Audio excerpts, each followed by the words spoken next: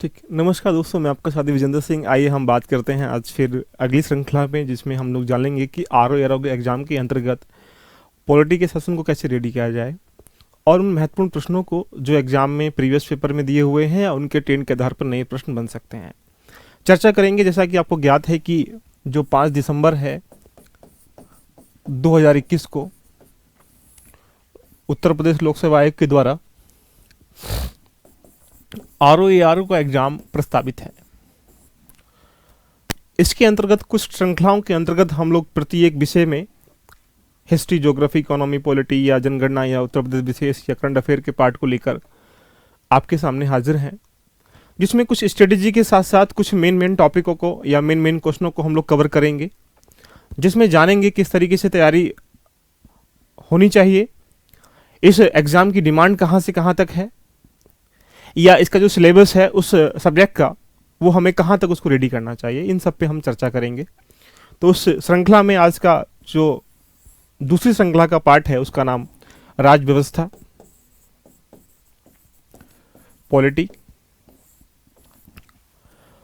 देखा जाए बेसिकली हम लोग संविधान पढ़ते हैं, राज व्यवस्था के अंतर्गत ही पॉलिटी के अंतर्गत ही हम लोग कॉन्स्टिट्यूशन को, संविधान को पढ़ते हैं, जहां से प्रश्न आने की भूमिका रहती है। अगर आरओ के अंतर्गत हम लोग पॉलिटी के पार्ट को देखें तो लगभग 8 क्वेश्चन या 9 क्वेश्चन डायरेक्टली मिल जाते हैं। किसी भी एग्जाम के अंतर्गत 2 पार्ट होता है, एक तो स्टैटिक पार्ट होता है, एक डायनेमिक पार्ट होता है। जिस डायनेमिक पार्ट को हम लोग करंट अफेयर से जोड़ लेते हैं और स्टैटिक पार्ट उसके जितने भी आर्टिकल्स हैं या जो भी आयोग्स हैं या फिर उसका जो पार्लियामेंट्री सिस्टम है, जुडिशरी पार्ट है, उससे हम लोग जो चीज़ें लिखी गई संविधान में उसे जोड़ लेते हैं। अब ऐसा तो नहीं है कि यहाँ से स्टैटिक पार्ट से ही क्वेश्चन आ पा रहे हों या डायनेमिक पार्ट से क्वेश्चन आ रहे हों, दोनों को लिंक करके भी क्वेश्चन आ जाते हैं। क्योंकि जैसा आप जानते हैं कि क्वेश्चन का जो स्ट्रक्चर है वो कई प्रकार से हो सकता है। क्वेश्चन एक कंसेप्ट बेस भी हो सकता है, क्वेश्चन फैक्ट बेस भी हो सकता है, क्वेश्चन जो है उसका जो एप्लीकेशन बेस भी हो सकता है, क्वेश्चन स्टेटमेंट बेस भी हो सकता है, या क्वेश्चन स्टेटमेंट के साथ अजम्पशन बेस भी हो सकता है, या उसके अंतर्गत जो भी टॉपिक के अंतर्गत जो मूलभूत बातें हैं वहां से भी प्रश्न बन सकता है। तो एक स्ट्रेटेजी आपके दिमाग में हो जानी चाहिए कि पॉलिटी के अंतर्गत आरओ में किस तरह के प्रश्न पूछे जाते हैं। वो कहां से चलेगा पता, जब आपके पास जो प्रीवियस ईयर क्वेश्चन जो पूरा एक आप रिवाइज कर लेंगे, उनके टॉपिक सहित उनको रेडी कर लेंगे, या उसके जितने एस्पेक्ट बन सकते हैं उस टॉपिक को लेते हुए आपने उनकी मूलभूत बातों को जान लिया। तो ऐसा करने से चीजें निखरती हुई चली जाएंगी और एग्जाम में जब आप बैठेंगे 5 दिसंबर को तो बेहतर प्रश्न करने के साथ साथ मैक्सिमम प्रश्न टच कर पाएंगे। तो एक मूलभूत जो इसका स्ट्रक्चर या सिलेबस होता है पॉलिटी का, उसे जानने से पहले अगर हम लोग क्वेश्चन का वेटेज देखें तो लगभग ये मान के चलें कि कभी 8 क्वेश्चन या 9 क्वेश्चन या 10 क्वेश्चन कुल मिला के अगर कहा जाए तो 10 से 20 क्वेश्चनों के बीच में यानी 14 क्वेश्चन या 15 क्वेश्चन जो हैं पॉलिटी के पार्ट से आरओ में प्रति एक वर्ष दिए जाते हैं। अब मान लीजिएगा कि यहां से 140 क्वेश्चन जीएस के फर्स्ट पेपर में है और उसमें से लगभग जहां 14-15 क्वेश्चन आ रहे हों और वो ऐसे क्वेश्चन आ रहे हो जहां पे हम मूलभूत बातें अगर दिमाग में रख लें तो वहां से उन क्वेश्चनों को टच कर सकते हैं आराम से। तो मुझे लगता है कि यहां ध्यान देने की आवश्यकता है। तो इतना अगर क्वेश्चन यहां से आता है, उसके बाद जो एक सिलेबस है वो अपार अलग अलग एग्जाम में अलग अलग एस्पेक्ट तरीके से उसकी अवधारणा अलग होती है। लेकिन इस आरओ एग्जाम के लिए अगर पॉलिटी के सिलेबस को रेडी करना हो तो 3 चीजों पे काम करना चाहिए। एक चीज तो आपकी कि प्रीवियस ईयर क्वेश्चन आपने किए या नहीं किए। अगर नहीं किए हैं तो आप मान के चलें कि इस सेशन से कहीं ना कहीं क्वेश्चन करने में आप पूर्ण नहीं होंगे। लास्ट में प्रीवियस क्वेश्चन के जितने भी टॉपिक थे उन टॉपिकों के सारे एस्पेक्ट आपके दिमाग में है या नहीं है, इन सब पे हम चर्चा करेंगे। इसके साथ आपके पास जो रिसोर्स है पॉलिटी को पढ़ने का वो क्या है, कंसेप्ट नुमा है, तथ्य नुमा है, या पूरा एक सार नुमा है या कहानी नुमा है। 3 पार्टों से गुजरना पड़ता है। एक बेसिक आधार जानना पड़ेगा। बेसिक आधार जानने के लिए आपके दिमाग में कुछ पूरी एक सिस्टमेटिक पिक्चर हो जानी चाहिए कि वो कहां से आएगी, वो एनसीईआरटी से आएगी। कुछ इसका स्टैंडर्ड नॉलेज आपके दिमाग में हो जानी चाहिए, वो सेकेंडरी बुक यानी जो कह सकते हैं हम लोग जो बेहतर बुक है वहां से आ जाएगी। साथ में जब इन दोनों को मिलाने के बाद जब प्रीवियस क्वेश्चन पढ़ लेंगे तो आपने उसकी जो टेस्ट है या प्रैक्टिस है वो की है नहीं की है, कहां से की है। आज के समय में बाजार में उठाया, यहां पटक दिया, वहां से उठाया वहां पटक दिया, चल रहा है, स्टैंडर्ड नहीं है। ये मान के चलिए किसी भी संस्थान के किसी इंस्टीट्यूट के अगर मान लीजिए आरओ के अगर आपने 10 टेस्ट लगाया और एक टेस्ट में 140 क्वेश्चन आ रहे हैं तो इसका मतलब क्या हुआ कि यहां पे आप देख पा रहे होगे लगभग 1400 क्वेश्चन आपने टच कर लिए। क्या उनके टेस्ट में इतना दम नहीं जो बना पा रहे हैं कि 1400 टॉपिक करे होंगे ना, आपने क्वेश्चन नहीं करे होंगे, उन 1400 टॉपिक से आप ये मान के चलें कि लगभग 140 या 10 20 50 60 70 क्वेश्चन आ जाएंगे। क्यों नहीं आ पा रहे हैं? क्योंकि उन टेस्ट को जो बना रहा है, ये जो संस्थान बना रहा है, जो या कोई व्यक्ति जो बना रहा है, उसकी उसमें एक्सपर्टीज नहीं है। अब बिजनेस करना ठीक है, रोजी रोटी कमाना ठीक है, बट संपूर्ण सार अगर आपके दिमाग में नहीं है कि आरओ के अंतर्गत किस तरह के सब्जेक्ट को या किस सब्जेक्ट में कैसे कैसे प्रश्न पूछे जाते हैं, तो फिर इन टेस्ट को करने का कोई औचित्य नहीं रहता है। तो डिपेंड ये भी करता है कि टेस्ट आप कैसे ज्वाइन कर रहे हैं, कहां से ज्वाइन कर रहे हैं, ये सब चीजें दिमाग में हो जानी चाहिए। तो आज हम चर्चा करेंगे कि प्रीवियस ईयर के क्वेश्चन को सॉल्यूशन कैसे करें और लास्ट ईयर के कुछ क्वेश्चन को लेंगे पॉलिटी के कि कैसे कैसे प्रश्न यहां से आते हैं और उन प्रश्नों के अकॉर्डिंग हम इसकी स्ट्रेटेजी को और बेहतर कर सकते हैं। मैं नहीं कह रहा कि ये फॉलो करिएगा, लेकिन डिपेंड करता है कि आपको किसी टॉपिक का अगर है क्वेश्चन तो उसके सारे एस्पेक्ट रेडी होने चाहिए। तो इन सब चीज़ों पर करने से पहले अगर हम लोग सिलेबस की एक चर्चा करें तो सिलेबस का जो एक पार्ट है, ये सब जानते हैं कि लगभग जो मेन टॉपिक हैं, जैसे कि पहला टॉपिक राज्यों का संघ है, राज्य संघ। इस टॉपिक से पहले पढ़ने से पहले आपके दिमाग में हो जाना चाहिए कि संविधान का संवैधानिक जो हिस्टोरिकल बैकग्राउंड है, ये संवैधानिक जो विकास है वो कैसे हुआ है, कौन कौन से अमेंडमेंट हुए, कौन कौन सी समितियां घोषित की गई, उन समितियों ने कौन कौन सी बाद में क्या क्या सुझाव दिए, ये सारी बातें दिमाग में हो जाएंगी। तो इसके अंदर जो विशेषताएं हैं संविधान की, ये भी आप सीख जाएंगे वहीं से। फिर उसके बाद जो इसके अंदर प्रस्तावना रखा गया है, किसी पार्ट में नहीं है लेकिन फिर भी उसके अंदर कौन कौन से विचार है, कौन सा दर्शन है। प्रस्तावना एक संविधान का पूरा दर्शन है, एक चित्र है, प्रतिबिंब है। अब उसमें क्या रखा गया है जो वहां आगे रखा होना चाहिए, इन सब के बारे में जान लेंगे। तो मेन टारगेट है कि ये सब हिस्टोरिकल बैकग्राउंड में चीज़ें आपको कैप्चर करनी है। तब इसके उपरांत आप राज्यों के संघ में आएंगे, और जब राज्यों के संघ में आएंगे तो राज्य कैसे कैसे बने, एबीसी ग्रुप से कैसे राज्य कन्वर्ट हुए, राज्य गठन आयोग कैसे कैसे आया, किस किसने सिफारिश करी, वर्तमान में जो आज राज्य हैं वो कितने हैं, लास्ट मोमेंट पे कौन राज्य बना है, राज्य बनाने के लिए कौन कौन सा अमेंडमेंट किए गए, ये पूरा एक सिस्टमेटिक पिक्चर बन जाएगी। और जब ये पिक्चर बन जाएगी तो फिर उससे आने वाले प्रश्न आप आराम से कर पाएंगे। अगले पॉइंट की बात करें नागरिकता की। हम लोग नागरिकता का अगर देखा जाए सेगमेंट का इंपॉर्टेंट क्वेश्चन है, क्योंकि बन सकता है, क्योंकि सिटीजनशिप आप जान पा रहे होंगे कि हाल ही में पाकिस्तान से कुछ विवादों को लेकर हम लोगों ने अमेंडमेंट भी किया। तो पहले हमें इसको करना कैसे है, नागरिकता करने से पहले आपको जानना है कि इसका स्टैटिक पार्ट कैसा है, डायनेमिक पार्ट कैसा है। अब स्टैटिक पार्ट मतलब कौन से पार्ट में है, पार्ट में रखने के बाद उनको आर्टिकल में कैसे कैसे रखा गया है, नागरिकता को लिया कहाँ से गया है, 5 6 7 8 9 10 11 तक जो रखा गया है, इसमें कौन कौन से चीज़ें रखी गई हैं, आर्टिकल के तहत हम क्या कर सकते हैं, 9 के तहत हम लोग क्या कर सकते हैं, या नागरिकता को ग्रहण कैसे करते हैं, नागरिकता त्यागपत्र कैसे करते हैं, नागरिकता को लेकर कौन कौन से अमेंडमेंट किए गए। तो ये सारी बातें जब आपके दिमाग में पिक्चर नुमा होंगी तो इससे आने वाले प्रश्नों को आप आराम से कर पाएंगे। नेक्स्ट टॉपिक क्या है, अधिकार है, मौलिक अधिकार। इसका मूलभूत ढांचा आपके दिमाग में हो जाना चाहिए। मौलिक अधिकार होता क्या है, मौलिक अधिकार को किस प्रावधान के अंतर्गत या किस सिस्टमेटिक तरीके में भाग नंबर 3 के अंतर्गत 12 से 35 के बीच में रखा गया है, या 1 बाय 1 करके उसके जो प्रत्येक इंपॉर्टेंट आर्टिकल्स हैं, जैसे आर्टिकल 17 है, 19 है, 21 है, 23, 24, जितने भी इंपॉर्टेंट आर्टिकल हैं, अगर आपके दिमाग में वो पिक्चर नहीं होगी तो फिर उनको करने में आप सक्षम नहीं होंगे। तो ये एक सिलेबस के नुमा है। अगर आगे चलेंगे तो यहाँ से राज्य के तत्व हैं, जिसको हम डीपीएसपी कहते हैं, राज्य निर्देशक तत्व। अब ये डीपीएसपी होते क्या है, क्यों लागू किए गए, लागू करने का मूल कारण क्या था, कहां से कहां किए गए हैं, कौन से आर्टिकल में बाद में इन्होंने चेंजिंग किया गया, बाद में अमेंडमेंट क्या किया गया। राज्य का एक परीक्षा लेते हैं, राज्य तत्व अगर राज्य में बेहतर काम नहीं हो पा रहा तो वहां समझ लीजिएगा राज्य तत्व इंप्लीमेंट सही नहीं है। ये सब मूलभूत बातें आपके दिमाग में हो जानी चाहिए। अगर मूलभूत बातें दिमाग में आपके हो जाएंगी तो आप इन सारे प्रश्नों को करने में सक्षम हो जाएंगे। आगे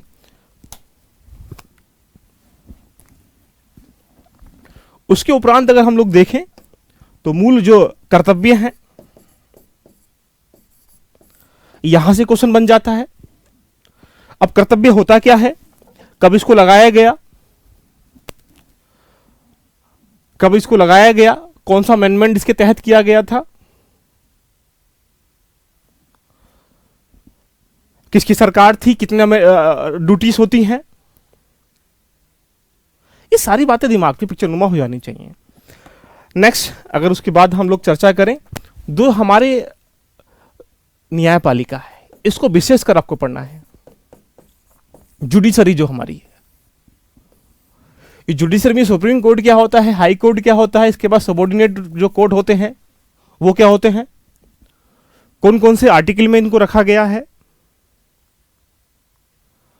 या क्या इसके वर्ग हैं, अपॉइंटमेंट कैसे करते हैं, रिजाइन कैसे करते हैं, कौन से अनुच्छेद में कौन कौन सी बातें की गई हैं। ये सारी मूलभूत बातें आपके दिमाग में हो जानी चाहिए, तब तो लगेगा। आगे नेक्स्ट टॉपिक जो आपको इंपॉर्टेंट है, जो आपको पढ़ना चाहिए इस एग्जाम के लिए, आयोग, कमीशन। अब ये आयोग जो है, कमीशन जो है, कमीशन कई प्रकार के होते हैं, संवैधानिक, असंवैधानिक भी होते हैं, विधिक भी होते हैं।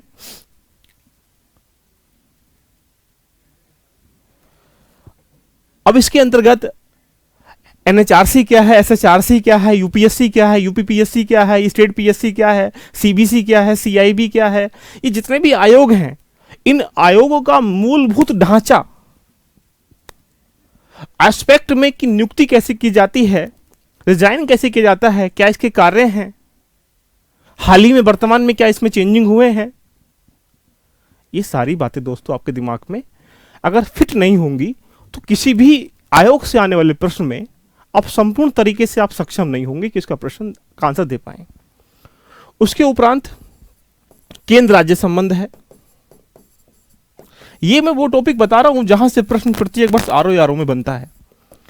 केंद्र राज्य संबंध है, सेंट्रल स्टेट रिलेशंस। अब केंद्र राज्य संबंध कौन से अनुच्छेद में रखे गए हैं, कौन से भाग में रखे गए हैं, कहां रखे गए, प्रशासनिक संबंधों में क्या होता है, विधायी संबंधों में क्या होता है, राजनीतिक संबंधों में क्या होता है, या प्रशासनिक के साथ जो वित्तीय संबंध है उनमें क्या होता है। इसका मतलब क्या हुआ कि केंद्र राज्य के बीच के संबंधों को भी बेहतर तरीके से देखना है, क्योंकि ये राज्य का भी कहीं ना कहीं एक आधार तय करते हैं। नेक्स्ट पॉइंट, हमारे पास जो विधायिका होती है दो प्रकार की होती है, केंद्र की होती है, एक राज्य की होती है। तो अब केंद्र को हम लोग क्या बोलते हैं, संसद कहते हैं। कि संसद के जितने भी एस्पेक्ट हैं, संसद के अंदर लोकसभा, राज्यसभा, राष्ट्रपति। राष्ट्रपति को इंपोर्टेंट पढ़ना, वहां से प्रश्न प्रत्येक वर्ष पूछे जाते हैं।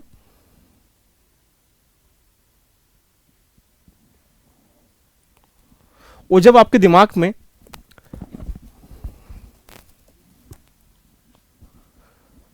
इसको पूरा लेके पूरा ओवरव्यू बन जाएगा, वो जब तक आपका ओवरव्यू नहीं बनेगा तब तक आप प्रश्नों को नहीं कर पाएंगे।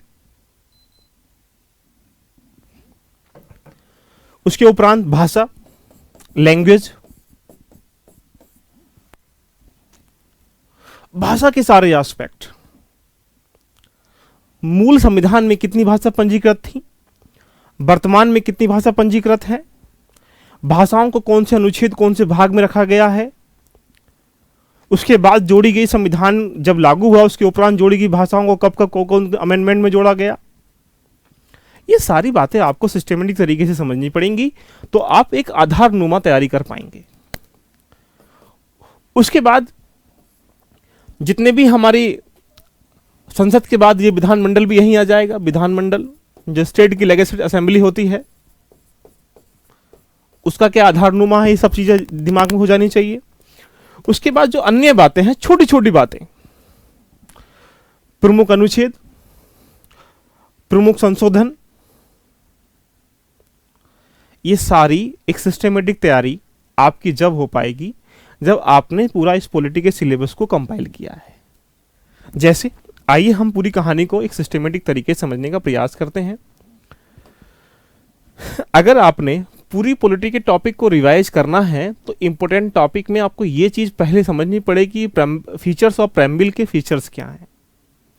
इंपॉर्टेंट टॉपिक है प्रेम्बिल का क्या आधारनुमा है, प्रेम्बिल के स्रोत क्या है, प्रेम्बिल की जो उद्देश्य है वो क्या है, प्रेम्बिल को लागू करने की तिथि क्या है, प्रेम्बिल कहां से लिया गया है, प्रस्तावना कहां से ली गई है, प्रस्तावना में संशोधन किया गया नहीं किया गया है, ये सारी बातें इसमें दिखाई जाएंगी। नंबर 2 क्वेश्चन जो एग्जाम पूछता रहता है आरओ वाला, वो शेड्यूल से पूछता है, अनुसूचियों से। हमारे पास 12 अनुसूचियां हैं, पहले हमारे पास 8 अनुसूची थी, 9 अनुसूची कब जोड़ी गई, 10वीं कब जोड़ी गई, 11वीं कब जोड़ी गई, ये नंबर 2 टॉपिक आपके दिमाग में हो जाना चाहिए। क्या इसका हिस्टोरिकल बैकग्राउंड क्या है, कमेटी कौन कौन सी कब बनाई गई, कमेटी के लिए कौन सा उसके अध्यक्ष है, उस कमेटी ने कौन सी सिफारिश की थी, सारी बातें दिमाग में हो जानी चाहिए। देन उसके कुछ फीचर्स जो विशेषताएं हैं, देन जो यूटी वगैरह है, रिसेंटली इशू वगैरह हैं जो जोड़े गए हैं, यूटी को कन्वर्ट कर दिया गया है स्टेट में, स्टेट को यूटी में, तो वो कौन कौन से हैं, कौन कौन से उसको लेते हुए अमेंडमेंट किए गए, ये सारी बातें अगर आपके दिमाग में हैं तो ये पूरा एक सिलेबस नुमा एक तैयारी आप कर पाएंगे, नहीं तो चीजों को समझ में नहीं आ। अब मान लीजिएगा पढ़ना कैसे चाहिए, ये पूरा सिलेबस आप नोट डाउन कर सकते हैं। जैसे सपोज कर लो सिटीजनशिप के आपने क्वेश्चन लिया, सिटीजनशिप नागरिकता को आपने पढ़ना स्टार्ट किया, तो पहले नागरिकता की एक फिल्म बनाइएगा।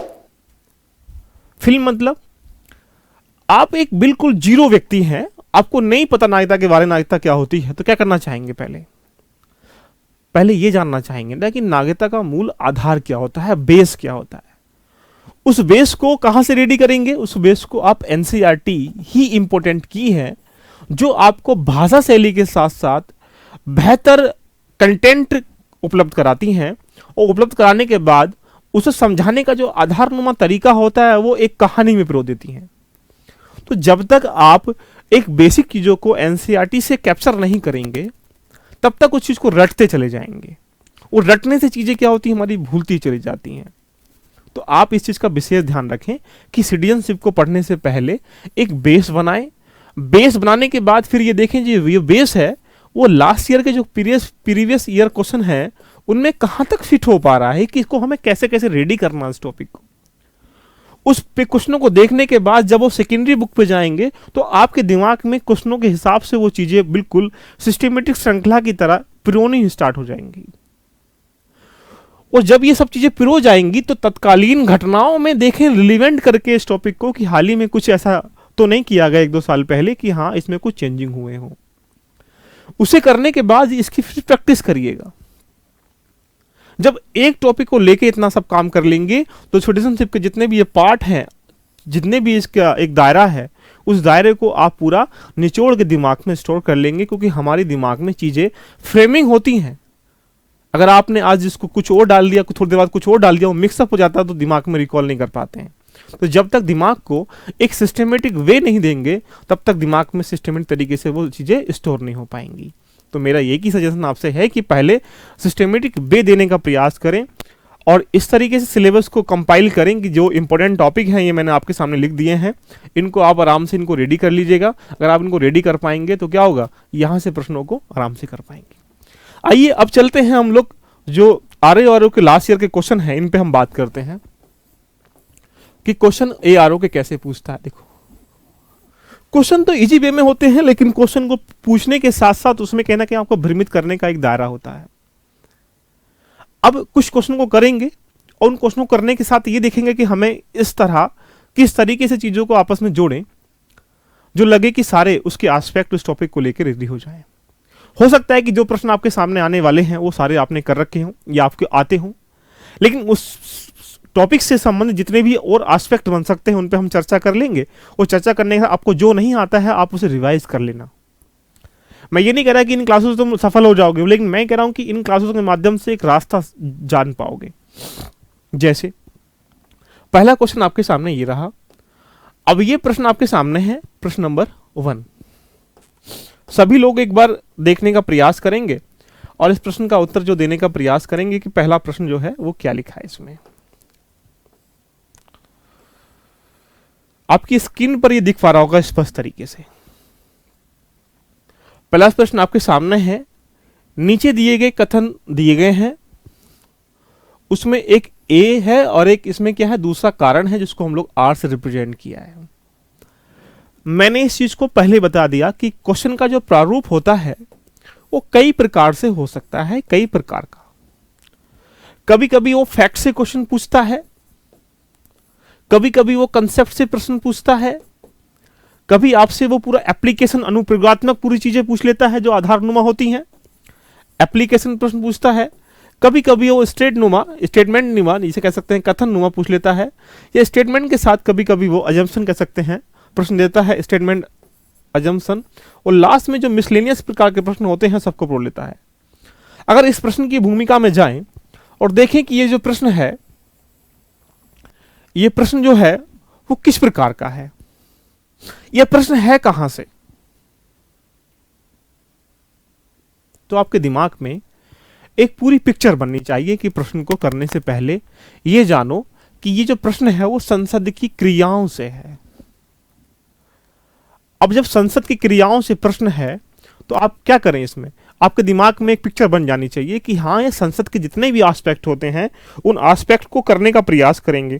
अगर सारे एस्पेक्ट अगर आपके दिमाग में नहीं है तो क्या होगा, आप उनको सही नहीं कर पाओगे। तो अगर ये देखो कि संसद जितने भी कानून होते हैं वो संसद के कानून बनते कैसे हैं, साधारण विधेयक क्या होता है, विशेष विधेयक क्या होता है, विशेष बहुमत विधेयक क्या होता है, कानून पास कैसे करते हैं, ये सारे एस्पेक्ट हैं इसको इसे करने से पहले। तो अगर आपने लास्ट ईयर के पेपर या किसी टेस्ट सीरीज के अगर मान लो आपने 50 क्वेश्चन किए हैं तो 50 क्वेश्चनों को इस तरीके से अगर रिवाइज करेंगे तो 50 टॉपिक रिवाइज हो जाएंगे। ऐसे टॉपिक रिवाइज होने से लास्ट टाइम में आपका रिवीजन क्या हो जाएगा, बेहतर हो जाएगा। इस प्रश्न का आंसर आप निसंतोषजनक आप 2 सेकंड में या 2 मिनट में दे सकते हैं आराम से समझने के बाद, लेकिन इसके अलावा जो और पॉइंट होते हैं उनको भी आपको जानना है। क्या लिखा है, पहला पॉइंट, राज्य की कार्यपालिका शक्ति का प्रयोग संसद के कानून का अनुपालन सुनिश्चित करने हेतु होता है। बात बिल्कुल ठीक है, इस बात में कोई संशय कि राज्य की जितने भी कानून का अनुपालन है वो इसके उपरांत होता है। तो पहला जो बात की गई है इसमें अभी कथन में बिल्कुल ठीक है। नंबर 2, अपनी कार्यपालिका शक्ति का प्रयोग करके भारत सरकार राज्यों को आवश्यक निर्देश, एक पॉइंट याद रखिएगा, की पॉइंट है कि आवश्यक निर्देश दे सकती है।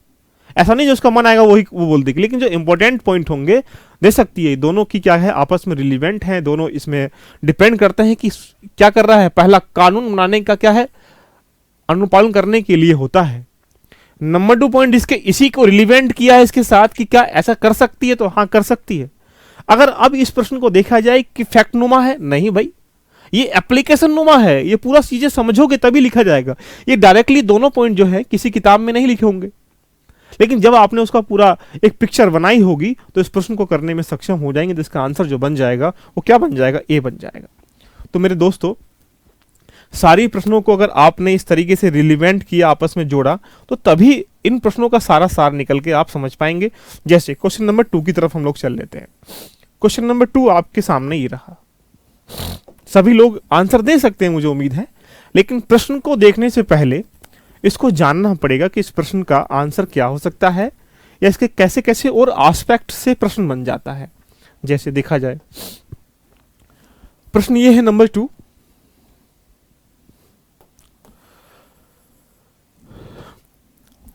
इधर एक तरफ संस्थाएं दी गई हैं और आपसे पूछा गया निम्नलिखित में से कौन सा सुमेलित नहीं है। यह पूछा गया कि कौन सा इसमें से मैचिंग नहीं है। अब इस प्रश्न का आंसर करने के लिए आपके दिमाग में क्या होना चाहिए कि कहीं ना कहीं ये जितनी भी संस्थाएं हैं, इन संस्थाओं से इनकी स्थापना के अकॉर्डिंग वो प्रश्न पूछ रहा है। जैसे पहला, अंतरराज्य परिषद की स्थापना 1990 में की गई, राष्ट्रीय विकास परिषद की स्थापना 1954 में की गई, केंद्रीय सतर्कता आयोग की स्थापना 1964 में की गई, राष्ट्रीय मानवाधिकार आयोग की स्थापना 1993 में की गई। इन चारों में से कौन सा ऐसा ऑप्शन है जो इनकरेक्ट है उसकी स्थापना को लेके। तो पहले जब भी आप पूरी संस्थाओं को पढ़ेंगे, कॉन्स्टिट्यूशन के अंतर्गत जितनी ऑर्गेनाइजेशन है उनको पढ़ेंगे, तो सोचो उसके अकॉर्डिंग जितने भी प्रश्न बन सकते हैं आप दिमाग में ले आइएगा। जैसे पहला क्या है, अंतरराज्य परिषद के बारे में बात कर रहा है। तो अंतर्राज्य परिषद है, या दूसरा क्या, राष्ट्रीय विकास परिषद, जिसको एनडीसी कह सकते हैं, नेशनल डेवलपमेंट काउंसिलिंग कहते हैं। तो एनडीसी के बारे में विचार लाइएगा, पहले प्रश्न मत करिएगा, विचार लाइए, 1 मिनट रुकिएगा पहले और सोचिएगा कि यार एनडीसी के बारे में प्रश्न पूछा गया स्थापना को लेके, तो इससे और कौन से एस्पेक्ट बन सकते हैं कि भाई एनडीसी होती क्या है, ये एनडीसी है क्या, इसके बारे में थोड़ा जानना पड़ेगा। बेसिक बात है कि एनडीसी कौन सी संस्था है, क्या काम करती है, इसकी स्थापना का मूल आधारभूत ढांचा क्या है, किसने इसकी स्थापना की, कब की, कैसे की, या इसकी जो ढांचे के अंतर्गत जो इसका एक प्रकार से ढांचा होता है उसमें कौन इसका अध्यक्ष होता है, क्योंकि संस्था है तो कहीं ना कहीं इसको चयन करने के लिए कुछ ना कुछ कार्य दिए गए होंगे। तो इसका अध्यक्ष कौन होता है, या इसके उपाध्यक्ष कौन होते हैं, इसके कौन कौन से क्या होता है, कार्यकाल क्या होता है, या इसके कार्य क्या होते हैं, कुछ ऐसे एस्पेक्ट दिमाग में लाइएगा। और जब आपने बेसिक चीजें पढ़ी होंगी दोस्तों, और जब बेसिक चीजें पढ़ने के बाद आप देख पा रहे होंगे, जब आपने बेसिक चीजें पढ़ी होंगी, तो बेसिक चीजें पढ़ने का जब हम क्वेश्चन को टिक करते हैं तो उसके जितने भी डायमेंशन होते हैं किसी टॉपिक को लेते हुए वो दिमाग में सारे रिकॉल हो जाते हैं। तो मेरा सजेशन ये है कि लास्ट ईयर पेपर को भी निचोड़ के पढ़ना चाहिए। ऐसा नहीं कि हमने इस पे गए और भेड़ी की तरह लग गए कि हाँ ये आता है राइट आंसर, यार नहीं, ऐसा नहीं। इसको हम पेपर एनालिसिस नहीं कर सकते। लोग यही काम करते हैं कि देखिए दोस्तों आइए इसका आंसर क्या बताइएगा, इसका आंसर ये, अरे नहीं यार, मैं जो बता रहा हूं एग्जाम में नहीं आ रहा है, लेकिन मैं जिस तरीके से बता रहा हूं अगर आप ऐसे करेंगे तो एग्जाम में आराम से हिट कर पाएंगे। अब मैं इसके लिए तुम्हें कुछ भी कर लूं, भाई एनडीसी की स्थापना 1952 में की गई थी, है ना। अब इसकी स्थापना, इसका पीएम जो ये होते, इसका जो अध्यक्ष है ये होते हैं, इसके कार्य हैं होते हैं। एक टॉपिक पे, एक पॉइंट पे मैं 2 घंटे बहस कर सकता हूं आपसे, 2 घंटे चर्चा कर सकते हैं, 2 घंटे हम इस पर डिस्कशन कर सकते हैं, 2 घंटे हम इस पर थ्योरी बोल सकते हैं। बट यार एग्जाम के पॉइंट ऑफ व्यू से क्या इंपॉर्टेंट है ये बताना जरूरी है। ये जरूरी नहीं है कि इसको ऐसे कर लीजिएगा। जितने भी मैं जो बता रहा हूं ये एग्जाम में नहीं आ रहा है, बट मैं लास्ट ईयर के पेपर को लेके आया और मैंने आपसे बताया कि इनको इस तरीके से रेडी कर लीजिएगा कि यदि संस्थाओं से अगर प्रश्न एक आता है तो संस्थाओं से अगर प्रत्येक प्रश्न एक बार आएगा तो जितनी भी संस्थाएं हैं, चाहे वो संवैधानिक संस्थाएं हो या संवैधानिक संस्थाएं हो, तो उन संस्थाओं का जितना अगर ओवरव्यू आप एक बार ले लेंगे तो उससे क्या होगा, अगली बार जो प्रश्न उस पॉइंट से निकल के आएगा तो वो प्रश्न को आराम से कर पाएंगे। इट मीन्स इसका मतलब क्या है, अगर इस अकॉर्डिंग, इस क्वेश्चन के अकॉर्डिंग जाएंगे तो दिमाग में पिक्चर बन पा रही होगी कि यहाँ पे अंतर्राज्य राज्य परिषद की स्थापना 90 में की गई, बिल्कुल बात ठीक है। उसके बाद राष्ट्रीय विकास परिषद की स्थापना 1954 में की गई, ये थोड़ी सी बात गलत है। थोड़ी सी बात क्या, पूरी बात गलत है। एनडीसी की स्थापना 1952 में की गई थी, तो यानी इसका मैचिंग नहीं है, तो इसका आंसर क्या बन जाएगा, यानी गलत है ये, इसका बी ऑप्शन बन जाएगा। बाकी सीबीसी की स्थापना 1964 में की गई थी, और उसके बाद राष्ट्रीय मानवाधिकार आयोग की स्थापना 1993 में। अब मान लो राष्ट्रीय मानवाधिकार आयोग को पढ़ना है, तो राष्ट्रीय मानवाधिकार आयोग की स्थापना 1993 में की गई थी। स्थापना करने का उसने कार्य कब से प्रारंभ किया गया, या जो एनएचआरसी है, ये एनएचआरसी का हाल ही 2019 में कुछ रिफॉर्मेशन किया गया, पुनर्गठन किया गया है। इसमें जो अध्यक्ष था वो कैसे कैसे अपॉइंट होते थे, कार्यकाल चेंज किया गया है, कुछ कार्य चेंज किए गए हैं, कुछ मेंबर चेंज किए गए हैं, कौन कौन से मेंबर अपॉइंट किए जाएंगे। अगर ये पूरा ढांचा आपके दिमाग में नहीं है तो इस प्रश्न को करने में सक्षम। तो दोस्तों एक एक चीज को निचोड़ना है, खंगालना है लास्ट ईयर पेपर से। ये नहीं कि आप आए लास्ट ईयर पेपर लो इसका आंसर ये है, यार आंसर की थोड़ी पूछ रहे हैं हम आपसे, डिस्कशन करवा रहे हैं। डिस्कशन मतलब ये नहीं कि हाँ, अब मान लो मैं इसको, अगर सपोज दैट मैं इस टॉपिक से बताऊंगा कि भैया ये इसके एस्पेक्ट हैं, तो ये इसके एस्पेक्ट अगर देखा जाए, ये इसके एस्पेक्ट जो मैं बता रहा हूं, क्या वो एग्जाम में आ रहा है, नहीं आ रहा ना, लेकिन जो मूलभूत सारे एस्पेक्ट होते हैं उसमें सारे रेडी होंगे आपके, तो आप सारे उसको प्रश्न कर पाएंगे। तो यानी इसका जो आंसर है इस प्रश्न के अकॉर्डिंग जो बना है वो कितना बना है बेटा, वी ऑप्शन बना है, यानी इसका गलत होना चाहिए। क्लियर है यहां तक मेरी बात, आप सब समझ पा रहे होंगे किस तरीके से लास्ट ईयर पेपर को भी रिवीजन के अंतर्गत करना है। अगला क्वेश्चन नंबर लेते हैं 3 नंबर। अब 3 नंबर में देखिए क्या लिखा है, देखिए बड़े आराम समझने का प्रयास करें। अब देखिए 3 नंबर क्वेश्चन क्या कहना चाह रहा है, इसको आर्टिकल अगर आगे पहुंचा दिया, कोई दिक्कत का विषय नहीं है। देखो, भारतीय संविधान के अंतर्गत या निम्नलिखित में से किस अनुच्छेद के द्वारा अस्पष्टता को समाप्ति की व्यवस्था की गई है, यानी इंटॉलरेंस जिसे कह सकते हैं, अस्पष्टता को रखा गया है। अब एक बात ध्यान रखिएगा, मैं फिर वही कह रहा हूं, अस्पष्टता को टिक मत करिएगा, दुनिया कर लेगी। टिक करके आप भगवान नहीं बन जाएंगे, क्वेश्चन को अटक करके नहीं आ जाएंगे। लेकिन ये क्वेश्चन आया कहां से है, आप ये देखिएगा, अधिकार से आया है। तो जब अधिकार से क्वेश्चन आया है, राइट से क्वेश्चन आया है, तो राइट्स कहां से कहां तक है, 12 से 35 के बीच में। तो इसके जो मूलभूत जो आर्टिकल हैं 12, 13, 14, 15 से लेकर 35 तक, उन आर्टिकलों को इस क्वेश्चन के साथ रिवाइज करना चाहिए, एक बार रिकॉल करना चाहिए कि हाँ आर्टिकल नंबर 13 में क्या है, आर्टिकल नंबर 15 में क्या है, आर्टिकल नंबर 17 तो ये है ही इसका आंसर, ये आर्टिकल 19 में क्या है। अगर ये इसके साथ रिवाइज कर लेंगे तो वो एक टॉपिक रिवाइज हो जाएगा, और टॉपिक रिवाइज होने से जो आप लगता है कि इसमें डाउट था इस पॉइंट में, तो वो क्लियर हो जाएगा, है ना। अब इसके पीछे में कितनी भी चर्चा कर लीजिएगा, अस्पष्टता क्या, अस्पष्टता कई भागों में कई तरीके से हम अस्पष्टता को डिनोट कर सकते हैं। किताबें अलग बताएंगी, कुछ और बताएगा। अस्पष्टता को समझने के लिए एक नॉर्मल सा तरीका समझिएगा। अस्पष्टता भाषा के आधार पर भी होती है, जाति के आधार पर भी होती है। तो अस्पष्टता का मूल बेस क्लियर है नहीं है, इसको जानना पड़ेगा। तो ऐसे ही अगर इस क्वेश्चन के अकॉर्डिंग हम जाएं तो आर्टिकल, ये क्वेश्चन आपको कहीं ना कहीं लाइन दे रहा है। लाइन क्या दे रहा है कि हमें आरओ के अंतर्गत जो एग्जाम में प्रश्न पूछते हैं कि आर्टिकल से भी प्रश्न लेके आऊंगा एक में, तो आर्टिकल से जब प्रश्न आएगा तो अगर मौलिक अधिकार से, मूल अधिकार से अगर कोई प्रश्न आया राइट से, तो आर्टिकल कोई सा भी आ सकता है, लेकिन उसमें कुछ इंपोर्टेंट है आर्टिकल। अब उन इंपोर्टेंट को आप आराम से देखिएगा। अब बाकी जो अनइम्पोर्टेंट है, लगता है कि हाँ आ भी सकता नहीं आ सकता है, तो उसको सरसरी निगाहों से भी देख लीजिएगा, क्योंकि एग्जाम में जो प्रश्न आने वाला है, वो जो पढ़ा रहे हैं, जो किताबें हैं, वो एक संयम के साथ दे देंगे कि हाँ हो सकता है कि प्रश्न एग्जामिनर कहां से उठा के दे दे। क्लियर है। अगला क्वेश्चन नंबर यहां से जो इसका आंसर था तीसरे वाले का, आप देख पा रहे होंगे कि आर्टिकल नंबर 17 था, जो डिनोट करता है अस्पष्टता को, इंटॉलरेंस को इंट्रोड्यूस करता है कि अस्पष्टता क्या है। अगला क्वेश्चन नंबर 2 देखिए, बात करिएगा अस्पष्टता के बाद अगर हम लोग क्वेश्चन नंबर नेक्स्ट चलते हैं क्वेश्चन नंबर 4 पे, तो क्वेश्चन नंबर 4 को बड़े आराम से देखने का प्रयास करें, और क्वेश्चन नंबर 4 क्या कहना चाह रहा है इसके बारे में। क्वेश्चन नंबर 4 पे चलते हैं। देखो, मैं एक भी क्वेश्चन ना तो आपको करा पा रहा हूं, ना ही समझाने का तरीका आपको बता रहा हूं कि हाँ लास्ट ईयर पेपर को कैसे एनालाइज करें। मान लीजिएगा आरओ के पेपर में 2013 में, 14 में और 16 में, 17 में इन पेपरों को लगा के 8-10 क्वेश्चन आए हैं, तो कुल मिला के 80 से 90 क्वेश्चन बनेंगे पूरे आरओ के अंतर्गत लास्ट ईयर पेपर में। और 80 से 90 क्वेश्चन अगर आप कर लेंगे तो 80-90 क्वेश्चन नहीं करेंगे, 80-90 टॉपिक रिवाइज करेंगे। तो इन सारे क्वेश्चनों को लास्ट टाइम में रिवाइज कर लीजिएगा। ऐसा करने से भाई दोस्तों सारे क्वेश्चन उसी सब्जेक्ट टॉपिक से आते रहते हैं। अब देखो ये क्वेश्चन क्या लिखा है, निम्नलिखित में से भारतीय संविधान के अंतर्गत आपात की उद्घोषणा का आधार नहीं हो सकता। क्या कहना चाह रहा है, अच्छा बताओ भाई। इसका आंसर तुम 2 सेकंड में दे दोगे, कोई दिक्कत का विषय नहीं है, हर आदमी दे देगा ना, लेकिन डिपेंड करता है कि यहां से ये प्रश्न जो आया है कहां से आया है, आपातकाल इमरजेंसी से आया है। तो आपातकाल के जितने भी इमरजेंसी के जितने भी आपातकाल के एस्पेक्ट होते हैं, जो किसी किताब ने, किसी टीचर ने या किसी ने भी पीडीएफ के फॉर्मेट में व्याख्या दी है, वो व्याख्या सिर्फ उसी प्रश्न के अनुकूल आंसर है, लेकिन उस टॉपिक को पढ़ने के लिए आपको पूरी चीजों को दिमाग में रिवाइज करना पड़ेगा, उसका एक सिनॉप्सिस वे बनाना पड़ेगा कि हाँ इसका ये एस्पेक्ट मुझे नहीं पता। अब मैं आपसे पूछूं कि आपातकाल के अंतर्गत कौन कौन से एस्पेक्ट बन सकते हैं, ये दिमाग में आप व्यक्ति हैं, जानते हैं, पहचानते हैं कि क्या सही है क्या गलत है।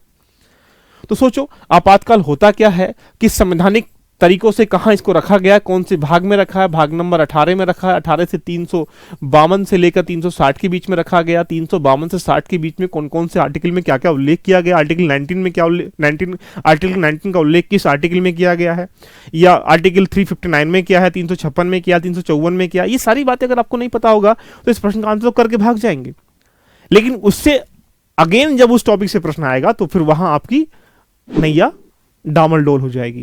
इसका मतलब क्या हुआ कि हमें आपातकाल के सारे एस्पेक्ट रेडी करने चाहिए। फिर आपातकाल के प्रकार कौन कौन से होते हैं भाई, कितने प्रकार का आपातकाल होता है, जैसे नेशनल इमरजेंसी होती है, उसको लगाता कौन है, हटाता कौन है, लगाने की प्रक्रिया क्या है, हटाने की प्रक्रिया क्या है, कब से कब तक लगा था, उसके प्रभाव कौन कौन से होते हैं।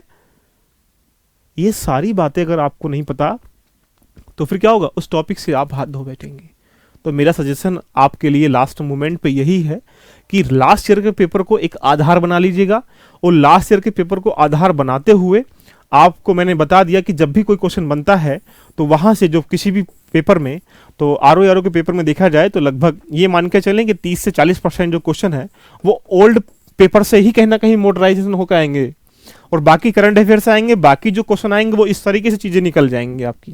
तो अगर इसके आंसर को लेके जाएं, अगर हम लोग डायरेक्टली आंसर बोलना चाहें इसका, तो आप इसको बड़े स्वेच्छा से बता पा रहे होंगे कि निम्नलिखित में से एक भारत संविधान के अंतर्गत आपातकाल की जो घोषणा है वो हमारे युद्ध के कारण भी की जाती है, बाह्य आक्रमण के कारण भी की जाती है, सशक्त विद्रोह के कारण भी की जाती है, लेकिन जो आंतिक अशांति जो है उसको हम लोगों ने कन्वर्ट कर दिया था। अभी कब किया, कैसे किया, ये सब जान पा रहे होंगे कि 44वां अमेंडमेंट हुआ था 1978 में, उसके तहत इसमें हमने चेंजिंग कर दिया। तो इसका आंसर क्या बन जाएगा दोस्तों? डी बन जाएगा। तो मेरे दोस्तों, इस सारी कहानी को समझने का सिर्फ सार ये है, एक टॉपिक को पकड़िएगा, वो प्रश्न अगर आपका हो भी जाता है तो अच्छी बात है, नहीं होता है तो और भी अच्छी बात है। नहीं होगा तो आप क्या करेंगे, उसको फिर आराम से चीज़ों को खंगालेंगे, हाँ ये क्यों नहीं बन पा रहा है, ये बनने के मूलभूत कितने एस्पेक्ट हैं जो इससे बन जाते हैं। जैसे आगे क्वेश्चन नंबर नेक्स्ट की हम लोग बात करें, नेक्स्ट क्वेश्चन नंबर कौन सा है? 5 की तरफ देखो, चलते हैं। क्वेश्चन नंबर 5 क्या कहना चाह रहा? अब देखो क्वेश्चन नंबर 5 पहले ही समझो कि क्वेश्चन नंबर जो 5 है हम किस तरह के फैक्ट से लें या कंसेप्ट से लें या फिर मान लीजिएगा एप्लीकेशन से प्रश्न है ये। तो आप देख पा रहे होंगे कि यहां तथ्य दिए हैं, कथन दिए हैं, और उस कथन से आपसे पूछा है कि निम्न में से कौन सा विचार करना है कि सही है या गलत है। तो अगर इसमें बात करें कि यहां से भारतीय संविधान के संदर्भ में निम्नलिखित कथनों पर विचार कीजिएगा, 2 कथन दिए हैं। अब यहां बात किसकी कर रखी है, ये बात दिमाग में बन पा रही होगी कि जो यहां संघ की, जो यूनियन की जो मंत्रिपरिषद होती है वो लोकसभा के प्रति क्या हो, सामूहिक रूप से तो उत्तरदायी होती है। अब यहां से आपको समझना पड़ेगा कि लोकसभा होती क्या है, लोकसभा के एस्पेक्ट, वर्किंग सिस्टम क्या है, लोकसभा का ढांचा कैसे बनता है, लोकसभा के अंतर्गत मंत्रिपरिषद कैसे बनती है, मंत्रिपरिषद के अंतर्गत मंत्रिमंडल क्या होता है, मंत्रिमंडल में कितने मेंबर होते हैं, या उसके कौन कौन से वर्किंग होते हैं, कौन कौन सी उसमें कमेटियां बनाई जाती हैं, या कौन कौन से उसमें सेशन होते हैं। अगर ये मूलभूत बातें अगर आपको नहीं होंगी तो फिर क्या होगा, इस टॉपिक से इस आप लोग प्रश्न नहीं कर पाएंगे। तो दोस्तों यहां इस तरीके से मतलब क्वेश्चन को एनालाइज किया जाए कि हाँ उस क्वेश्चन तो कर पा रहे हैं, लेकिन क्वेश्चन के साथ साथ अगर देखा जाए तो उत्तरदायी होती है, बिल्कुल बात सही है, मैं आपको टिक लगा के चला जाऊंगा। अब यहां से लिखा है आगे, संघ के जो मंत्री होते हैं प्रधानमंत्री के प्रसाद के उपरांत, नहीं भाई प्रधानमंत्री के प्रसाद के उपरांत तो कोई रहता ही नहीं है। कहते हैं ना पीछे से कोई जोर लगाता है, आगे से कोई और टच करता है, तो इसका मतलब क्या हुआ भाई, प्रधानमंत्री इंडिविजुअली कुछ भी कर सकता है, राष्ट्रपति से कह सकता है, बट प्रसाद प्रांत किसका होता है, राष्ट्रपति का होता है, प्रेसिडेंट का होता है। अब यहां से क्वेश्चन यही बनेगा, भाई जो संघ के मंत्री होते हैं उनका चयन कैसे करते हैं, कौन करवाता है, कौन करता है। ये सारे एस्पेक्ट दोस्तों ये तब रेडी होंगे जब आपने एक एक टॉपिक को डिफाइन करा, उसको लिखा, और उसको लिखने के बाद रिवीजन के आपने, मान लो ये टॉपिक रिवीजन कर रहे हो आप पॉलिटी का, तो पॉलिटी के नोट्स अपने सामने रखिएगा। नहीं बन पा रहा है, ठीक है, अच्छी बात है, नहीं बन पा रहा, अच्छी बात है, रिवीजन करने को मिल जाएगा ना एक बार और, ठीक है, जाओ टिक करो। ये नहीं कि आपने क्या किया, इसको गए और उसके नीचे 4-5 लाइनों की किसी की व्याख्या पढ़ ली, ओहो इसका आंसर ये था, लेकिन बाकी के एस्पेक्ट अभी भी क्या रहे, इनकम्प्लीट रहे। तो ऐसे मत करिएगा दोस्तों, इसको एक बेसिक आधार बनाइएगा। तो अगर इसके क्वेश्चन के अकॉर्डिंग हम लोग जाना चाहेंगे, जो लास्ट ईयर के पेपर है मैं आपके सामने वही रिप्रेजेंट कर रहा हूं, और इन सारे प्रश्नों को हम, जितने भी प्रश्न हैं आरओ में आए हैं, इन सारे प्रश्नों को आपके सामने इस तरीके से रेडी करेंगे कि हाँ चीजें बन पाए। तो ये लोकसभा के प्रति उत्तरदायी है, बिल्कुल बात सही है। संघ के जो मंत्री होते हैं प्रधानमंत्री के नहीं, राष्ट्रपति के, तो यानी दूसरा ऑप्शन क्या है, गलत है। अब यहां से सही पूछा गलत पूछा है, तो ये उसने नहीं डिफाइन किया है, तो फिर भी लेकर सही मानेंगे तो ए सही बन जाएगा, अगर गलत मानेंगे तो 2 डी बन जाएगा। तो ये आपकी बात, लेकिन लिखा है इसमें केवल एक सही है, तो इसमें क्या है, ए ऑप्शन राइट है। आगे चलते हैं क्वेश्चन नंबर नेक्स्ट की तरफ। अगर देखा जाए क्वेश्चन नंबर 6 आपके सामने देखो, ये अब इसमें क्या करवा रहा है, इसमें वो मैचिंग करवा रहा है। इस क्वेश्चन को इनकम्प्लीट, एक अगले पेज पे, एक अगले पेज पे थोड़ा एरर है, लेकिन फिर भी इसमें क्या पूछा गया है, अनुसूचियों से पूछ रहा है, शेड्यूल से पूछ रहा है। अब एक बात सोचिएगा, शेड्यूल अनुसूची से पूछा, अनुसूची हमारे पास पहले कितनी थी, 8 थी, अब कितनी है, 12 है। अमेंडमेंट में के तहत हमने लोगों ने चेंज कर दिया। तो जो 9th है, 10th, 11th, 12 जो जोड़ी गई हैं, और उसमें क्या क्या जोड़ा गया है, कौन कौन सा अमेंडमेंट हुआ है, भाई 9वीं कब आई, 10वीं कब आई, 11वीं कब आई, 12वीं कब आई, ये अगर आपको नहीं पता होगा तो इस प्रश्न को करने में सक्षम नहीं होंगे। लेकिन फिर भी इस प्रश्न के अंतर्गत अगर देखा जाए तो कुछ इलिमिनेशन मेथड को भी लगा लेते हैं। जैसे मान लीजिएगा यहाँ से 10वीं है, 9वीं है, कब है, इसको जोड़ा गया है। तो आप सबको पता है कि 10वीं को हम लोगों ने जो दल बदल के अंतर्गत कानून है 1985 में उसको जोड़ा गया था, ठीक है। और 11वीं में क्या है सब आप जानते हैं कि पंचायत व्यवस्था है, फिर नगर निगम है। तो ये शेड्यूल्स अगर आपके दिमाग में नहीं है तो इस प्रश्न को करने में सक्षम नहीं होंगे। जैसे मान लीजिएगा 10वीं का आपको पता है, तो 10वीं का आंसर क्या, 10वीं का दल बदल होना चाहिए। अब दल बदल कहाँ लिखा है, दल बदल लिखा है उसका दूसरे ऑप्शन में। तो भाई अगर आप इसको ऑप्शन को एलिमिनेशन मेथड से भी फॉलो करेंगे तो आप ये कह सकते हैं कि जो डी ऑप्शन है वो डी का 2 आंसर होना चाहिए। अब एक बात सोचो, डी का 2 आंसर कहां पर है, जाइएगा प्रश्न की तरफ, ऑप्शन की तरफ। डी का जो 2 आंसर है वो सी ऑप्शन में है। तो अगर डी का सी ऑप्शन में है तो आप बिना कुछ करे देख लो, डी में और सी कहीं नहीं है, टिक लगाओ, आगे बढ़िएगा। इन सारे मेथड को हम लोग बोलते हैं इलिमिनेशन टेक्निक। तो प्रश्न एग्जाम में प्रश्न को करने के लिए आपको सारे शस्त्रों की आवश्यकता पड़ती है। उसमें पता नहीं कौन सा काम आ जाए, फैक्ट काम आ जाए, कंसेप्ट काम आ जाए, एप्लीकेशन काम आ जाए, या एलिमिनेशन मेथड काम आ जाए। ये सारी चीजें सीखनी पड़ेंगी और ये सीखनी पड़ेंगी 1 बाय 1 करके। तो दोस्तों मैं यही आपसे कहना चाह रहा हूं कि प्रश्न को इस तरीके से रेडी करिएगा कि हाँ आपको किसी चीज की और की आवश्यकता ना पड़े। अब यहां से अगला क्वेश्चन आपके सामने ये रहा, देख लेते हैं। क्वेश्चन नंबर 7 की बात कर लेते हैं। 7 में क्या लिखा है देखिएगा। 7 में ये लिखा है कि भारतीय संविधान में समानता का जो अधिकार है, इक्वलिटी का जो राइट्स है, अधिकार दिए गए हैं 5, अनुच्छेद द्वारा स्वीकृति दी गई है। मतलब जो हमारे समानता का अधिकार है वो कहां से कहां तक रखा गया है। अभी समानता से करने से पहले लगाइएगा कि जो मौलिक अधिकार में जो राइट्स होते हैं वो कितने प्रकार के होते हैं। समानता का अधिकार कहाँ है, स्वतंत्रता का कहाँ है, शोषण का कहाँ है, धर्म का कहाँ है, उपचारों का कहाँ पर है, कितने अधिकार हैं हमारे पास, कौन सा अधिकार हम लोगों ने क्या किया, कन्वर्ट कर दिया। संपत्ति का अधिकार, उसको संपत्ति का अधिकार को कब किया था, है ना, कौन से आर्टिकल में कन्वर्ट कर दिया, है ना। ये मूलभूत बातें अगर आपको नहीं पता होगा, ये समानता का अधिकार कहाँ से कहाँ तक है, स्वतंत्रता कहाँ से कहाँ तक है, समानता 14 से 18 के बीच में है, 19 से लेकर 22 के बीच में स्वतंत्रता है, फिर 22, 23 और 24 में क्या है, यहाँ शोषण है। तो अगर ये चीजें नहीं पता होंगी ना तो आप इस प्रश्न को ही जान पाएंगे, लेकिन सारे प्रश्नों को नहीं जान पाएंगे। उसके लिए आपको सारे एक टॉपिक को लेते हुए एस्पेक्ट रेडी करने पड़ेंगे। अगर इसके अकॉर्डिंग, क्वेश्चन के अकॉर्डिंग हम लोग जाते हैं तो आप खुद सत्य देख पा रहे होंगे कि समानता का अधिकार जो है आर्टिकल कहाँ से है, 14 से लेकर 14 में, 15 में, 16 में, 17 में और 18 में। इट मीन्स मतलब 14 to 18 के बीच में रखा गया है। ऑप्शन क्या बन जाएगा, बी बन जाएगा, टिक करके हम भाग जाएंगे। लेकिन अब 14 में क्या है, 15 में क्या है, ये बातें मैं आपसे पहले ही बता चुका हूं। लेकिन इसके एस्पेक्ट में बाकी जो मौलिक अधिकार हैं उनको भी आपको दिमाग में एक बार रिवाइज कर लेना उस क्वेश्चन के साथ साथ। ऐसा करने से अगर आप 100 क्वेश्चन लास्ट ईयर के प्रीवियस ईयर के कर पा रहे हैं तो 100 में से 100 टॉपिक को रिवाइज कर पाएंगे, और रिवाइज जब कर लेंगे तो आपके सारे क्वेश्चन ऑटोमेटिकली बनते चले जाएंगे।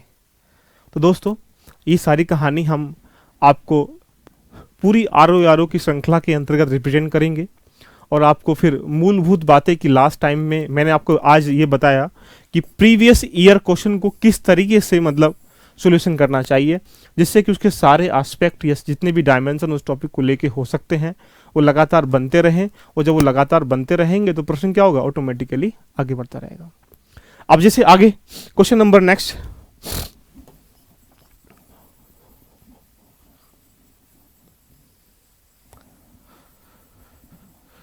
क्वेश्चन नंबर नेक्स्ट अगर देखा जाए तो देखो क्या लिखा है यहाँ पे। क्वेश्चन नंबर 8 की तरफ जाते हैं। यदि भारत के राष्ट्रपति और उपराष्ट्रपति दोनों त्यागपत्र दे दें तो ऐसी स्थिति में राष्ट्रपति के रूप में कौन कार्य करेगा। देखिएगा क्वेश्चन का आंसर देने के लिए हम इसको 2 सेकंड में आंसर दे देंगे कि हाँ जो सुप्रीम कोर्ट का न्यायाधीश होता है वही लगेगा, आंसर है इसका। लेकिन यार यहां से पहले समझो कि राष्ट्रपति या उपराष्ट्रपति जो रिजाइन है, इनका त्यागपत्र है, उस त्यागपत्र देने का कौन कौन से कारण हो सकते हैं, त्यागपत्र देते किसको हैं, है ना। वो त्यागपत्र देने के साथ साथ कौन कौन सी मूलभूत बातें होती हैं जहां से त्यागपत्र लिया जाता है। मृत्यु हो जाए, महाभियोग इंपीचमेंट लगा दें, ये सारी बातें अगर आपकी फिल्मना तैयार नहीं होंगी तो सिर्फ आप उसी प्रश्न का आंसर दे पाएंगे जो प्रश्न पूछा गया। लेकिन आने वाले समय में जो प्रश्न आएगा उसके जो प्रश्न की जो भूमिका को नहीं रचा पाएंगे आप। तो इसके एस्पेक्ट में आपके दिमाग में फिल्म बन पा रही हो कि इसका आंसर तो आराम से दे सकते हैं कि यदि प्रेसिडेंट भी और वाइस प्रेसिडेंट भी, ध्यान रखना, दोनों ही त्यागपत्र दे दें या किसी कारणवश उनका पद रिक्त हो, तो उस स्थिति में तो सुप्रीम कोर्ट का जो हमारा मुख्य न्यायाधीश होता है वो उस पद का कार्यवाहक राष्ट्रपति बनाया जाता है। लेकिन अगर वो भी नहीं है तो, किसी कारणवश अगर वो भी नहीं है तो फिर जो सुप्रीम कोर्ट में जो कह सकते हैं वरिष्ठ न्यायाधीश होगा उसको फिर हम लोग राष्ट्रपति के रूप में चयन करेंगे। तो ये एक मूलभूत बात मैंने सब टॉपिक को, इसको प्रश्न को लेके बता दी। लेकिन इसके अंतर्गत समाहित जो एस्पेक्ट हैं अगर वो आपके दिमाग में पिक्चर नुमा नहीं है या आपको उनकी जानकारी नहीं है तो फिर इसी प्रश्न को कर पाएंगे या इससे अन्य बनने वाले प्रश्नों को नहीं कर पाएंगे। तो इसलिए एक एक करके ध्यान रखना, चीजों को मेंटेन करिएगा। चलिए आगे चलते हैं। क्वेश्चन नंबर 9 देख लीजिए क्या लिखा है। अब क्वेश्चन नंबर 9 को बड़े आराम से देखते हैं क्या लिखा है 9 में, यहां से चीजें समझने का प्रयास करिएगा। 9 ये बोलना चाह रहा है आपके सामने कि राज्यसभा का अध्यक्ष, अब राज्यसभा के अध्यक्ष के बारे में आपसे पूछ रहा है कि पहला ऑप्शन क्या है, राष्ट्रपति द्वारा नियुक्त किया जाता है, बात सही है गलत है, संसद द्वारा चयनित किया जाता है, तीसरा पॉइंट लिखा उपराष्ट्रपति पदेन अध्यक्ष होता है, राज्य परिषद के सदस्यों द्वारा चुना जाता है। अब ये सारी चीजें, राज्यसभा का अध्यक्ष होता कौन है ये नहीं पता आपको, ये पता है भाई उपराष्ट्रपति होता है, तो अगर ये पता है आपको तो इसको टिक कर देंगे, ठीक है, लगा देंगे इसका आंसर। लेकिन इसके अंतर्गत जो समाहित क्वेश्चन है और इसका चयन कैसे करते हैं, निर्वाचन मंडल कैसे होता है, इनका कार्यकाल कितना होता है, इनका वेतन कितना होता है, क्या इसके कौन कौन से कार्य होते हैं, इसकी अनुपस्थिति में कौन सदन को चलाता है ना, अगर ये सब चीजें आपके दिमाग में फिल नुमना तैयार नहीं है तो आप कहीं ना कहीं इस पॉइंट को लेते हुए परिपक्व नहीं होंगे। तो मैं दोस्तों आपसे यही कहना चाह रहा हूं कि जब भी आप प्रीवियस पेपर को एनालाइज करें तो एनालाइज करने का तरीका आपका ऐसा होना चाहिए, आप स्वतः जानते हैं, मेरे कहने की कोई इसमें वजह नहीं है कि लास्ट ईयर के पेपर पढ़ते क्यों हैं, ट्रेंड को जानने के लिए ना, जो एग्जामिनर है उसका दिमाग की उपज जानने के लिए कि वो प्रश्न कहां से बनाता है, कैसे बनाता है, तो आपको उसके आधार पर कार्य करना चाहिए ना। ये नहीं कि अगर मैं चाहता तो इस टाइमिंग में आपको कम से कम 50 क्वेश्चनों को टिक लगा के भगा देता कि हाँ लीजिएगा इसका आंसर ये, इसका आंसर ये, या इसके एस्पेक्ट ये, नहीं। ना तो रिसोर्स की कमी है, ना पढ़ने के तरीकों की कमी है, ना क्वेश्चन के टेस्ट सीरीज की कमी है, कोई कमी नहीं है ना, कमी है तो उसको बेहतर प्रबंधन करने की है। तो बेहतर प्रबंधन कैसे होगा, बेहतर प्रबंधन होगा एक आपका एक ऐसा प्लान हो जो सब चीजों को निचोड़ता चला जाए, निखारता चला जाए, वो जब निखरेगा जब आपकी स्ट्रेटेजी सबसे डिफरेंट होगी। एग्जाम तो सब लोग देने जा रहे हैं, क्लियर। तो इसका आंसर क्या बन जाएगा, राज्यसभा का जो अध्यक्ष होता है वो उपराष्ट्रपति होता है, ये इसका आंसर है। आगे चलते हैं क्वेश्चन नंबर नेक्स्ट की तरफ। तो भाई इस तरीके से चीजों को इवेलुएट करें। अब मैं आपसे बोलूं कि एक क्लास में पूरी पॉलिटी को निचोड़ दूंगा, ये पॉसिबिलिटी नहीं है। ये सब निचोड़, देखो अगर मैं निचोड़ के आपको दे दूंगा तो आपने क्या सीखा भाई, एग्जाम आपका है, एग्जाम देने जा रहे हैं, उस एग्जाम में कुछ डिफरेंट करने के लिए आपको डिफरेंट वे पे जाना पड़ेगा। तो अब क्वेश्चन नंबर 10 की तरफ चलते हैं। क्वेश्चन नंबर 10 क्या बोल रहा है, भारतीय संविधान में मूल अधिकारों का विचार कहां से लिया गया है, मतलब जो फंडामेंटल राइट्स हैं हमारे, उनको कहां से लिया गया, उनका जो विचार, उनको बनाने की प्रक्रिया है वो कहां से ली गई है। आंसर इसका एक लाइन में है, लेकिन संविधान को बनाते समय कहां कहां से किन किन चीजों का आधारनुमा एक बेसिक कंसेप्ट लिया गया है, इसकी पूरी पिक्चर आपके दिमाग में नहीं है कि आयरलैंड से क्या लिया गया, रूस से क्या लिया गया, दक्षिण अफ्रीका से क्या लिया गया, ये फ्रांस से क्या लिया, कनाडा से क्या लिया, ब्रिटेन से क्या लिया, अमेरिका से क्या लिया, तो आप प्रश्न का आंसर तो इसको दे पाएंगे, लेकिन इससे अन्य जो प्रश्न बनेंगे उसमें आप लाचार हो जाएंगे, विकलांग हो जाएंगे। अब यही एग्जामिनर की स्ट्रेटजी है।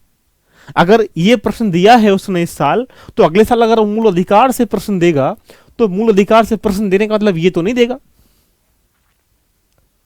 ऐसा प्रश्न तो नहीं बनाएगा।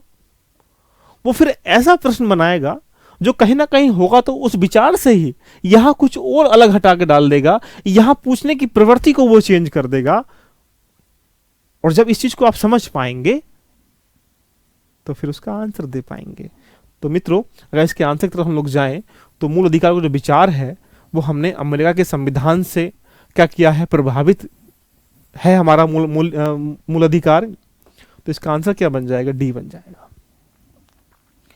तो मैं आपसे यही चीज बोलना चाह रहा हूं कि भाई मित्र, लास्ट ईयर पेपर को भी अगर एनालाइज करें तो ऐसे एनालाइज करिएगा, ऐसे तैयार करिएगा कि उससे आने वाले प्रश्न के सारे एस्पेक्ट बनते चले जाएं। जब कोई प्रश्न आए, मान लो 11 बार प्रश्न आ चुका है, 11 प्रश्नों कर लेते हैं, निम्नलिखित में से कौन सा भारतीय संविधान के 73वें अमेंडमेंट में सम्मिलित है। ठीक है, 73वां अमेंडमेंट की बात कर रहा है तो इस अमेंडमेंट की तरफ जाने से पहले ये जान लीजिएगा कि इसमें बात किसकी की गई है, पंचायत की बात की गई है। तो पंचायत के जितने डायमेंशन हो सकते हैं उन डायमेंशनों को एक बार अपनी रफली कॉपी पे या रफली पेपर बना लीजिएगा। भाई पंचायत व्यवस्था को किस समितियों के द्वारा एस्टेब्लिश करने का प्रयास किया गया, अंततः आके अमेंडमेंट क्यों करना पड़ा, उस अमेंडमेंट को कौन से आर्टिकल के तहत जोड़ा गया, उस अमेंडमेंट में कौन कौन सी मुख्य मुख्य बातें की गई हैं, उन मुख्य बातों के अंतर्गत इस तरीके से कितने उसमें प्रकार में विभाजित किया गया है, या इसके अंतर्गत लाने का मेन पर्पस क्या था, सबको पता है। 73वां आया पंचायत को लेके अनुसूची ये है, लेकिन जब आप उसकी फिल्म तरीके से एक उसकी पिक्चर बनाएंगे, पूरे फिल्म बनाएंगे उसकी, तो उसमें आने वाले सारे तथ्य, सारे कंसेप्ट, सारे एप्लीकेशन समाहित हो जाएगा उस जाल में। और उस जाल में जब समाहित हो चुका है, जब वो जाल बन चुका है आपके दिमाग में, जब वो पूछ रहा है यहां से प्रश्न निकाल के दे दो जिसका आंसर ये है। इसलिए होते हैं last year paper, last year question को एनालाइज करने का। तो अगर हम इस पे जाएंगे तो अब यहां से प्रश्न क्या पूछा है भाई, 73वां अमेंडमेंट जो है वो कब किया गया था, 1992 में किया गया था। अब इसकी मूलभूत बातों को समझने के लिए आपको समझना पड़ेगा कि इसमें किसको सम्मिलित किया गया है। भाई जिला पंचायत भी है, क्षेत्र पंचायत भी है, ग्राम पंचायत भी है, नगर पंचायत नहीं है। इसका मतलब क्या हुआ, ये 74वें अमेंडमेंट में है। अब इसका पहला ऑप्शन भी सही है, दूसरा भी सही है, तीसरा भी सही है। इसका मतलब यानी 3 ऑप्शन सही है। 3 ऑप्शन कहाँ सही होंगे, ए बी सी में, यानी बी ऑप्शन लिखा है तो इसका राइट आंसर है। तो मुझे उम्मीद है कि आप समझ पा रहे होंगे कि लास्ट ईयर पेपर को अगर एक बार बेहतर तरीके से समझने के उपरांत सोल्यूशन कर लिया जाए तो एग्जाम में आने वाले लगभग मैं ये कह सकता हूं कि 50% क्वेश्चन वहां से बनते चले जाते हैं। आपने ये नहीं कि उस किताब को पढ़ लिया, उस चीज को पढ़ लिया। लास्ट ईयर पेपर हर कोई पब्लिकेशन एक जैसा छापेगा, ये तो है नहीं कि क्वेश्चन चेंज कर देगा। लेकिन क्वेश्चन को पढ़ने के बाद जब आप उसको पूरा रिकॉल करेंगे, टॉपिक को रिवाइज करेंगे, तो उसकी सारी बातें एक जंजाल में, एक पूरा एक कह सकते हैं जाल में समाहित हो जाएंगी और उसको निकाल के दे दो, फिर सारे कंसेप्ट बन जाएंगे। तो दोस्तों हम इस तरीके से श्रृंखला को आगे आर के अंतर्गत सारी चीजें पॉलिटी के साथ जैसे हमने डिस्कशन किया, हिस्ट्री के साथ करेंगे, ज्योग्राफी के साथ करेंगे, इकोनॉमी के साथ करेंगे, साइंस के साथ करेंगे, उसके साथ जो उसमें मैथ्स का पार्ट होता है उसमें भी करेंगे, करंट अफेयर के बाद डिस्कशन करेंगे। करंट अफेयर के साथ साथ हम लोग इसमें जो देखा जाए सेंसस आती है, एग्रीकल्चर आता है, इन्वायरमेंटल इकोलॉजी आती है, इन सब पे चर्चा करेंगे। मुझे उम्मीद है कि आप सभी लोग अपने जो 5 दिसंबर का एग्ज़ाम है उसमें बेहतर रणनीति के साथ लगे होंगे। तो लास्ट मोमेंट पे लास्ट ईयर पेपर को एक बार इस तरीके से पढ़ लीजिएगा और इसको आराम से आप चीज़ों को आराम से बना सकते हैं। तब तक के लिए धन्यवाद। हम मिलेंगे नेक्स्ट सेशन में आपके साथ, तब तक के लिए धन्यवाद।